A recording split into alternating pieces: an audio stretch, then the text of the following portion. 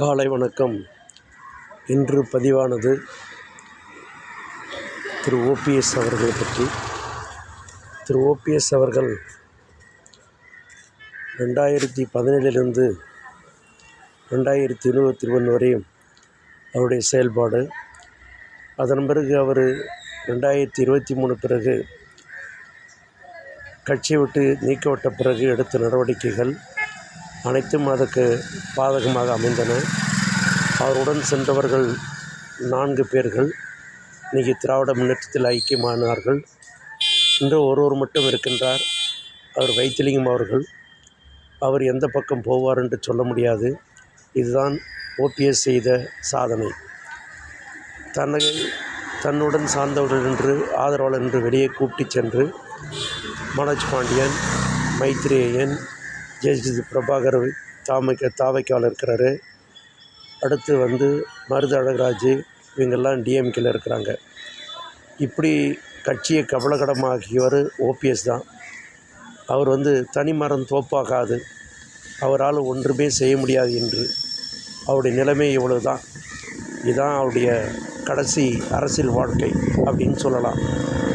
இன்றைக்கி நான் ஏடிஎம்கேல எடப்பாடி பெயரை சொல்வது எனக்கு வெறுவெறுப்பாக இருக்குன்னு சொல்கிறவர் எப்படி ஏடிஎம்கேல ஜாயின் பண்ணி பணி செய்வார், எப்படி எடப்பாடி ஏடிஎம்கேல அலோ பண்ணுவார், அதை நீங்கள் புரிஞ்சு கொள்ள வேண்டும்.